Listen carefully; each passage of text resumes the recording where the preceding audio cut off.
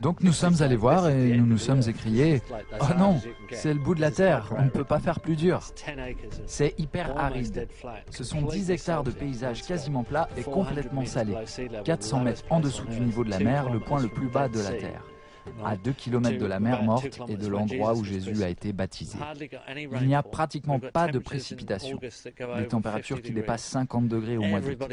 Tout le monde cultive sous plastique, tout le monde traite, tout le monde met des engrais chimiques. C'est surpâturé par les chèvres, comme des asticots rongeant la chair des os du paysage, littéralement comme des asticots géants qui mangent la terre jusqu'à disparition complète. Donc nous avons conçu un système récoltant la moindre goutte d'eau tombée. Sur 5 hectares, il y a ainsi une récupération d'eau sur 1,5 km. Et quand c'est plein, 1 million de litres d'eau s'infiltrent dans le sous-sol. Et ça serait rempli plusieurs fois par hiver. Ensuite, nous avons lourdement paillé ces talus avec des déchets verts de cultures biologiques voisines. On en a mis une épaisseur de presque 50 cm. On a récupéré tout ça, on a paillé nos talus, qui font environ 2 mètres de large et 50 cm de profondeur au fond du fossé. Puis on a mis une irrigation goutte à goutte sous le paillage. Et du côté amont de la tranchée de récupération, on a planté des espèces pionnières très vigoureuses d'arbres du désert pour fixer l'azote, pour faire de l'ombre, pour réduire l'évaporation par le vent, pour structurer le sol et pour libérer de l'azote.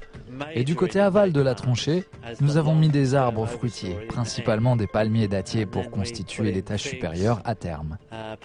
Ensuite, des figuiers, des grenadiers, des goyaviers mûriers et maintenant des agrumes.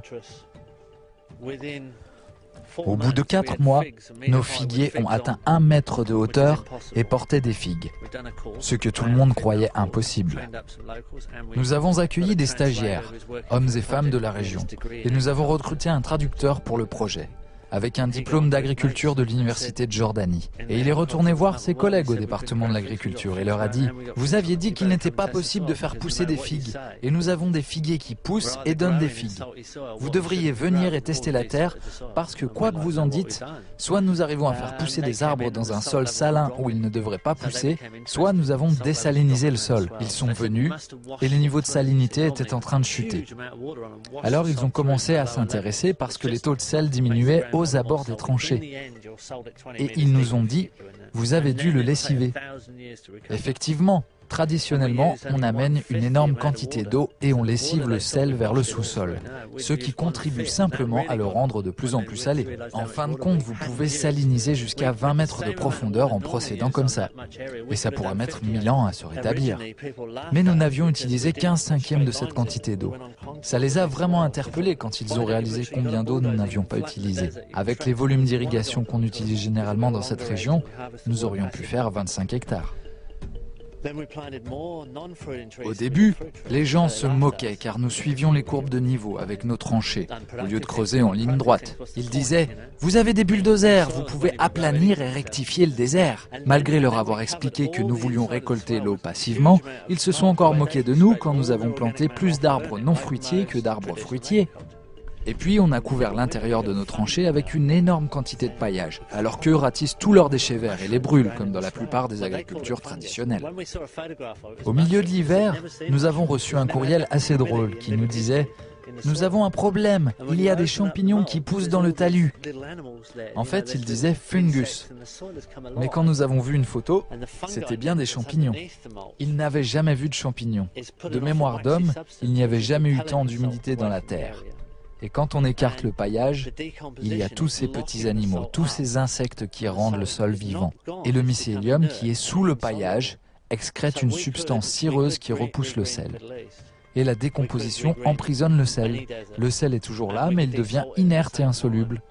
Donc nous pourrions reverdir le Moyen-Orient, nous pourrions reverdir n'importe quel désert, et nous pourrions le désaliniser en même temps. Si on peut le faire sur ce minuscule morceau de 5 hectares de désert plat sous le niveau de la mer, alors vous nous donnez une parcelle avec un captage, ou un oued, ou un canyon, ou n'importe quel talweg d'érosion, nous pouvons le régénérer. complètement. On peut régler tous les problèmes du monde dans un jardin. Les problèmes de pollution et tous vos besoins d'approvisionnement dans un jardin. La plupart des gens ne le savent pas et ça les rend très inquiets.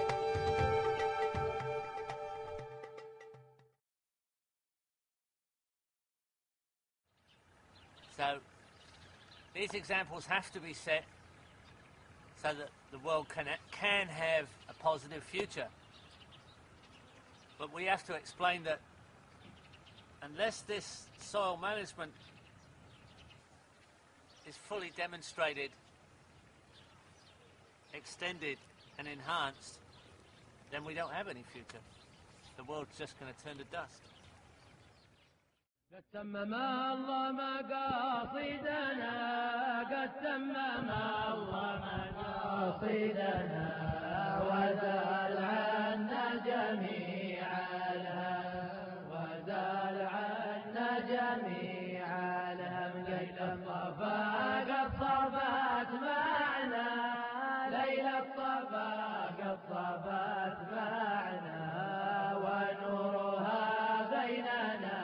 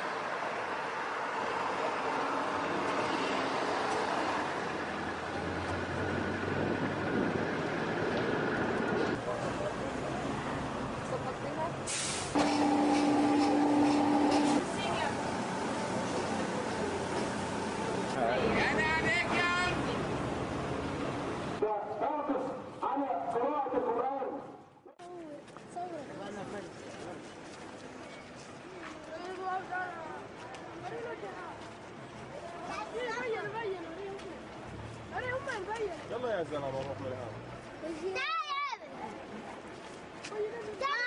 ليتل باص ليتل باص بتركب السيارة سيارة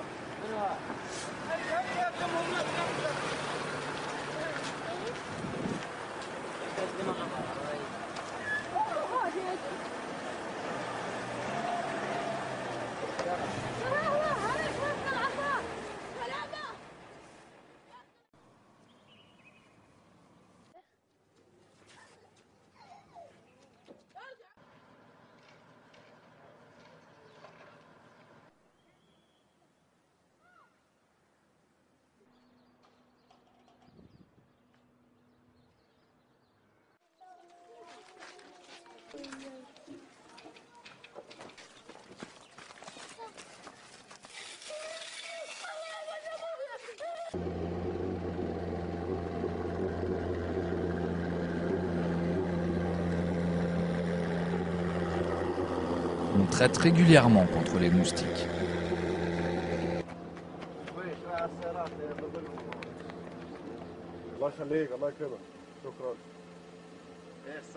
Le plastique et d'autres déchets sont brûlés, relâchant des toxines dans l'air.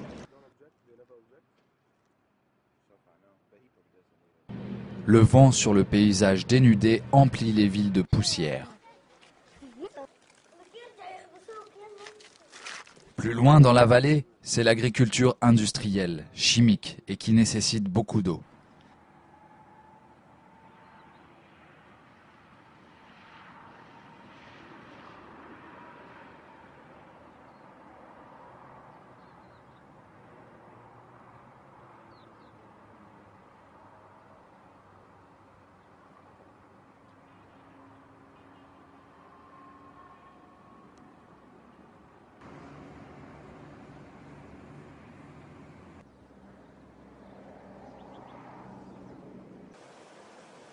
Ici, on irrigue souvent avec de l'eau saumâtre, issue du traitement des eaux usées.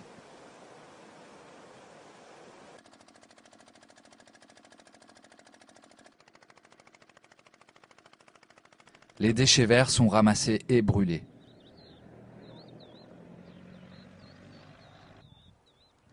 Beaucoup vivent sur le caillou surchauffé, avec peu d'ombre, pas de terre, et de l'eau rare et chère.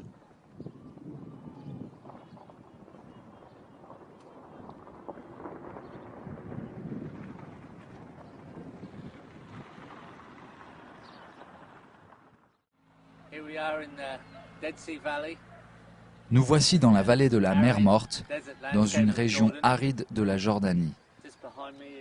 Derrière, c'est le site du projet Reverdir le désert. Et au loin, la Palestine. On n'est pas loin du Jourdain, là où Jésus a été baptisé. Il y a des tentes de bédouins, des chameaux, des ânes, des chèvres, des moutons, des pigeons, des poules et des canards. Le sol est très dégradé. La déforestation est totale. C'est comme de la poudre. Le sol est surpâturé, usé, complètement stérile.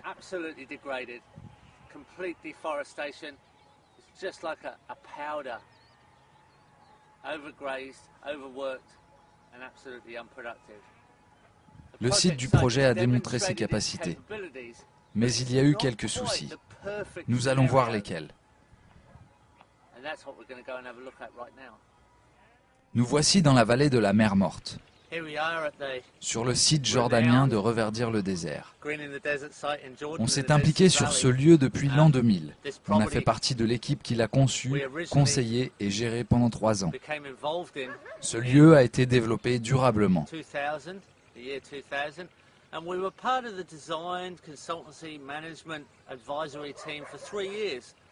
Il a créé son propre sol et il est devenu productif. Il a créé son propre sol et il est devenu productif. Mais après 3 ans, le financement a été interrompu. Il n'y a pas eu d'entretien depuis 6 ans. Cependant, la végétation continue de s'étendre. Et même si les gens ne comprennent pas tout, ils voient bien que le milieu survit tout seul.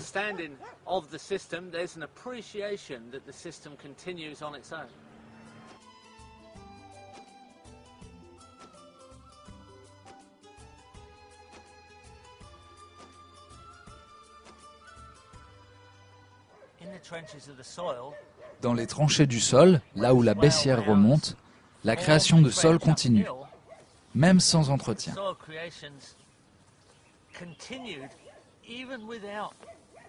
La conception a permis de continuer à créer un sol riche en humus.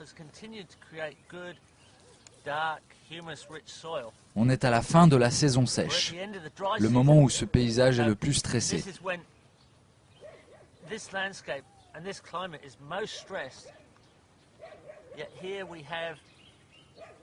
Pourtant, il reste un peu d'humidité dans cet humus. C'est un paillis épais, excellent pour faire pousser des plantes. C'est de la création de sol aidée par l'étage supérieur de la forêt et qui produit son propre humus organique et diversifié. Il y a un mélange de fumier dedans qui finira par descendre dans la noue. On peut l'améliorer et le transformer pour faire un système productif qui perdurera indéfiniment. And this we can create into a sustainable, productive system that will go on indefinitely. Cases en briques crues pour les oies.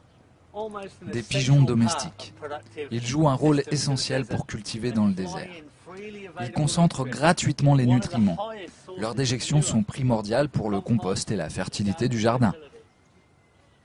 Ils ne réclament quasiment aucun effort et produisent du fumier de très bonne qualité. Un animal très utile pour cultiver dans le désert.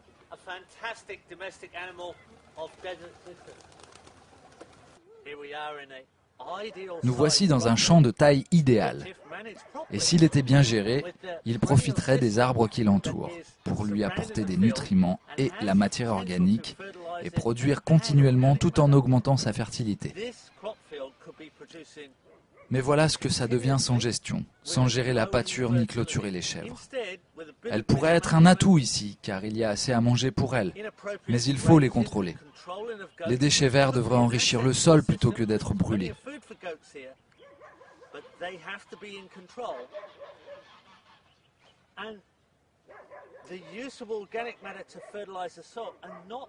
On voit les restes des feux, il y en a un peu partout ici. Il faut pouvoir gérer attentivement et assez longtemps, pour que les gens d'ici voient ce qui est possible. Ces tuyaux de goutte à goutte courent dans la pente, alors qu'à l'origine nos champs suivaient les courbes de niveau. D'ailleurs, il reste une partie des contours du champ d'oignons où se trouvaient les tranchées paillées. Il serait facile de corriger les choses pour que le terrain accumule à nouveau de la fertilité.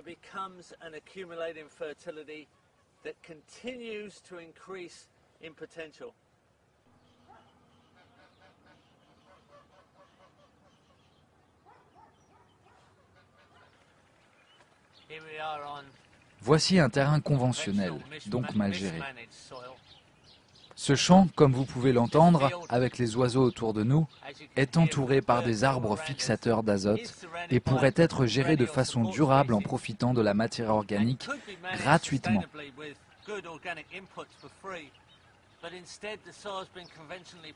Mais au lieu de cela, le sol est labouré régulièrement et il retombe en poussière. Par endroits, c'est juste de la poussière. Ailleurs, ça forme de grosses mottes.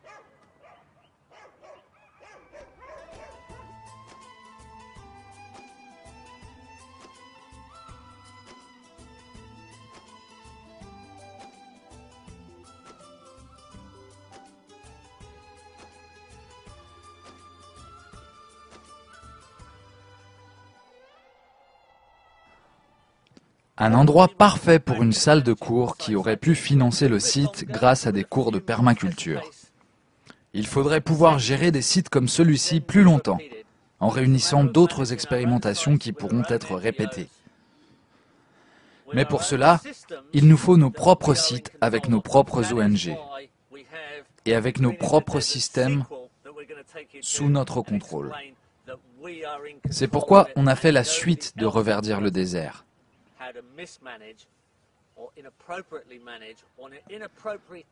On va vous montrer et vous expliquer que, puisque l'on a maintenant le contrôle, personne ne pourra nous obliger à mal gérer dans le temps les flux de nutriments.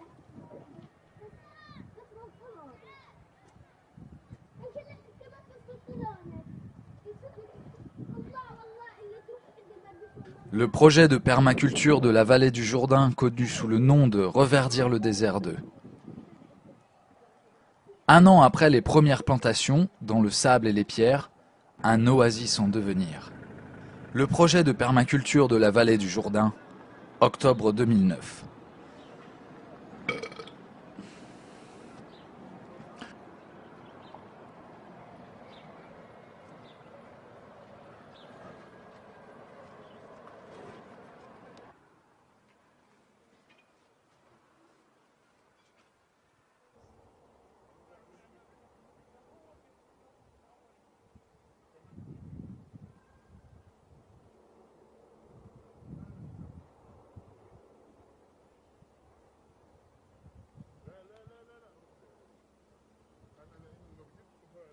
Le nouveau site a aujourd'hui le même aspect qu'avait le premier projet après 1 an.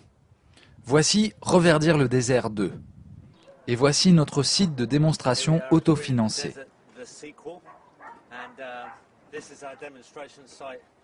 On contrôle l'ensemble et on continuera à le financer en y donnant des formations. On le gérera comme un grand projet pour l'Institut de recherche de permaculture de Jordanie, pour le peuple jordanien. On a déjà planté des arbres, on a des oliviers, des grenades, des goyaves, des agrumes et des dattes. De nombreux arbres fixateurs d'azote. On est en train de construire des infrastructures. Ici, les sanitaires. Et le premier stage vient de commencer. C'est la première étape du financement. Ce sera un projet dans la durée. Il servira de modèle pour la permaculture en général et bénéficiera aux Jordaniens et à tout le Moyen-Orient. Le premier projet Reverdir le désert n'a pas réalisé tout son potentiel. Mais il a prouvé que l'agriculture n'a pas besoin d'être une activité cloisonnée et qu'elle peut être un atout. De nombreux acteurs locaux l'ont bien compris. Un vent de renouveau souffle sur le Moyen-Orient. Voici maintenant quelques exemples de ce changement, la promesse de bien d'autres choses à venir.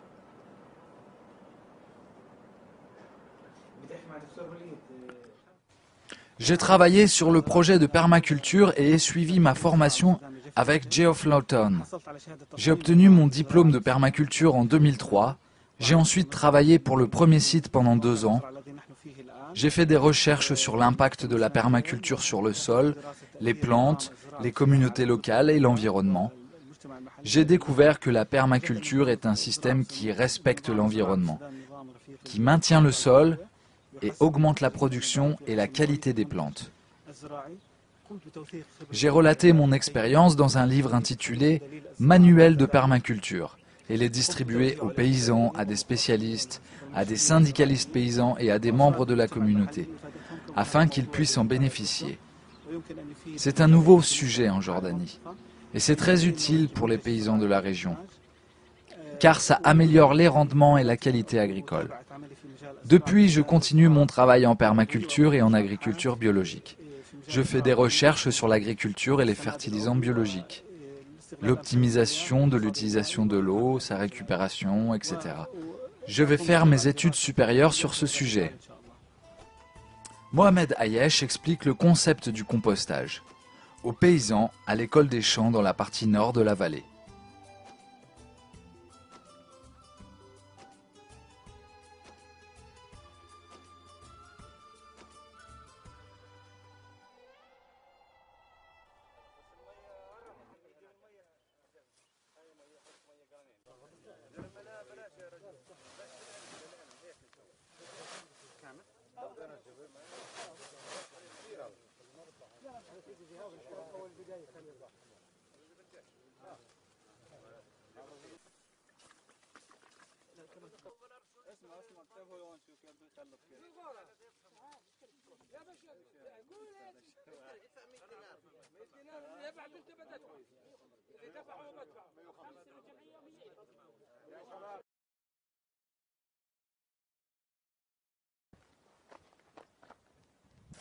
Je m'appelle Tarek Smadi. Je travaille pour le projet Burma.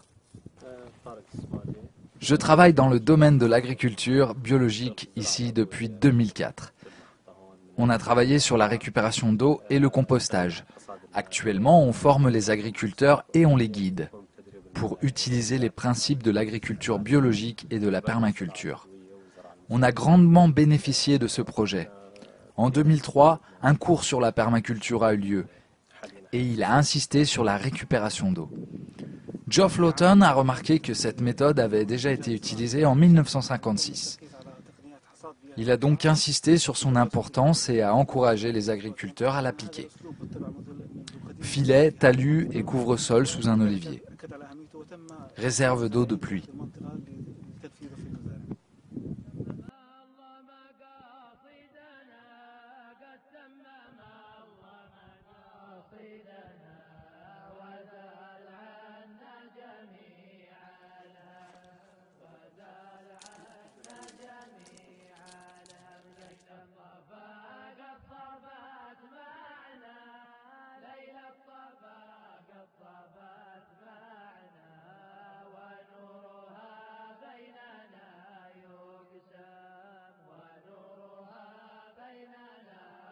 Tarek parle à un agriculteur, Hamad Shorman, à propos d'un piège à bière. Hamad est l'un des nombreux nouveaux étudiants en permaculture. Cet arbre était en mauvais état, presque sec. Mais une fois paillé avec du compost, vous voyez, il va bien mieux.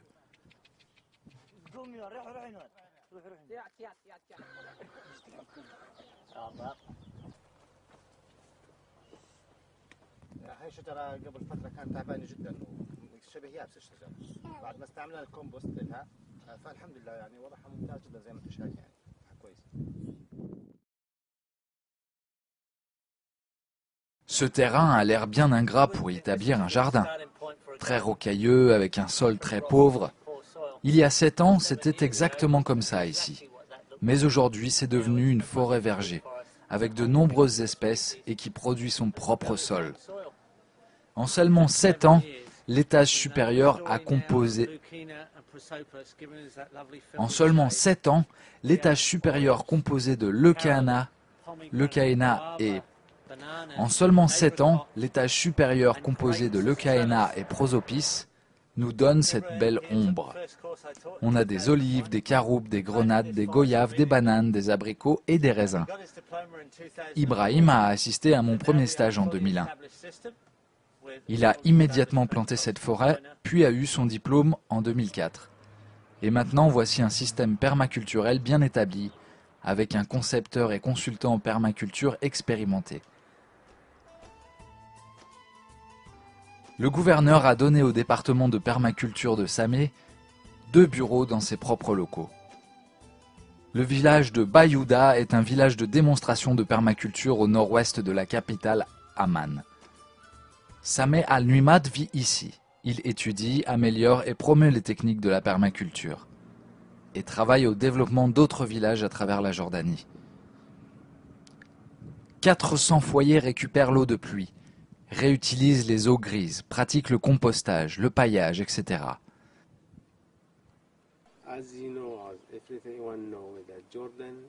Comme vous le savez, la Jordanie est aride. Nous souffrons de pénurie d'eau. Nous consommons plus de 120% de nos ressources en eau renouvelable. 97% de la Jordanie reçoit moins de 200 mm de pluie.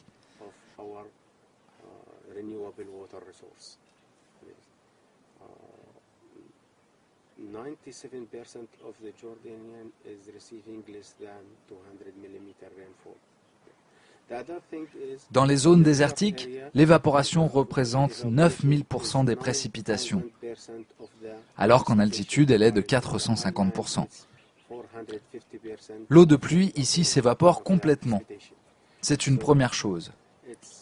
Si on stocke l'eau de pluie en surface, elle s'évapore très vite.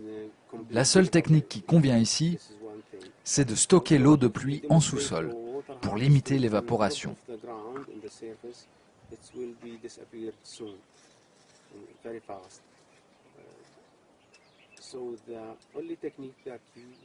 Suitable for Jordan is store the harvested rainfall under the ground to minimize the evaporation. De plus, la maison de Sameh a également un système d'épuration des eaux grises qu'il utilise pour arroser ses arbres et son jardin.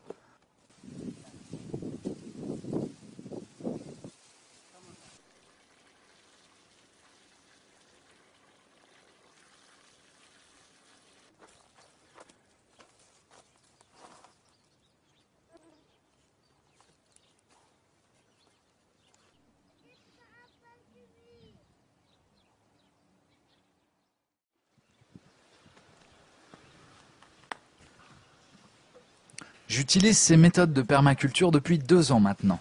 Nous utilisons en particulier la phytoépuration des eaux grises, le paillage des plantes et le compostage. La sécheresse de 2008 a détruit toute la récolte d'olives de Jordanie, sauf pour les oliviers du village de Bayouda, où le paillage et le compost ont sauvé la récolte.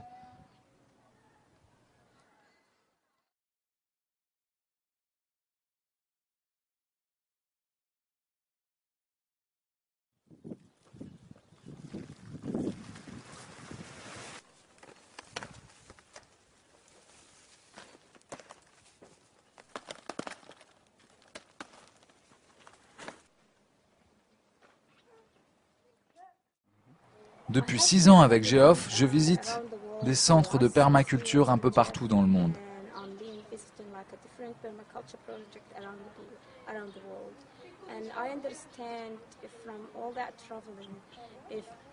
Et ce que j'ai compris de ces voyages, c'est que les gens ont besoin d'un système bien conçu pour les aider dans leur vie.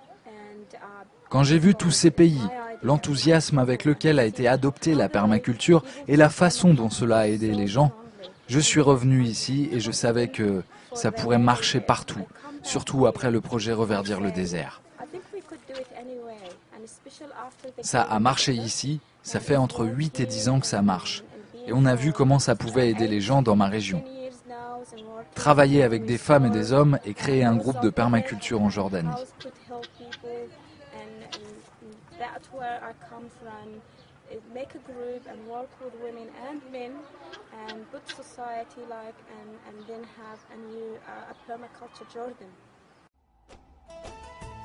Nadia Lawton a beaucoup contribué à lancer le second projet. Les femmes d'ici ont été enthousiasmées et très intéressées. Nadia s'occupe maintenant de lancer Permaculture au Moyen-Orient.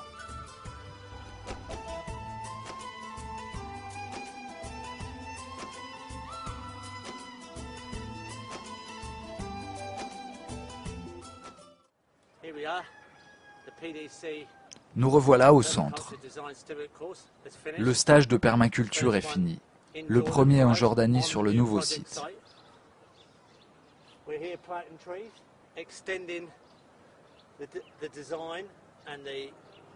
On plante des arbres, on agrandit le jardin comme modèle pour créer du sol, tout en agrandissant le site de démonstration. Nos étudiants sont repartis, ils sont retournés dans le monde entier. Chine, Singapour, Italie, Espagne, Angleterre et même d'Australie.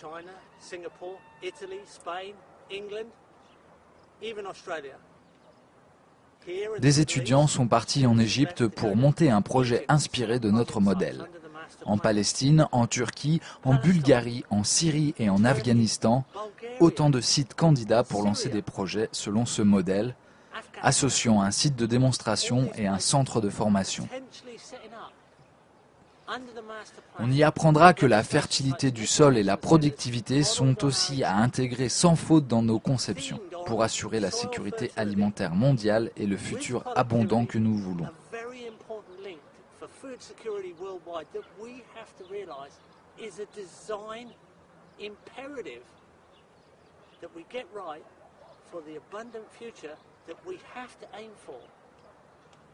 C'est le monde de la permaculture. C'est ce qui pourra résoudre l'immense crise mondiale actuelle.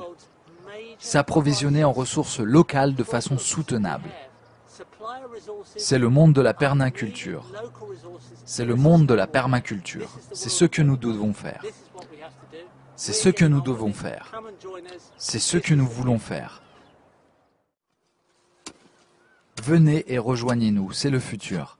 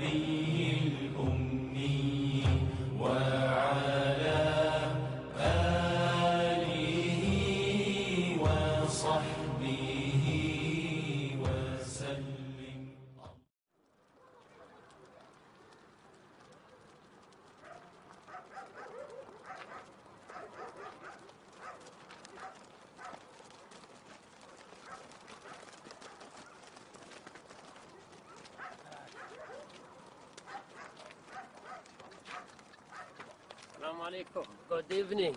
Good evening. Salam. Good evening.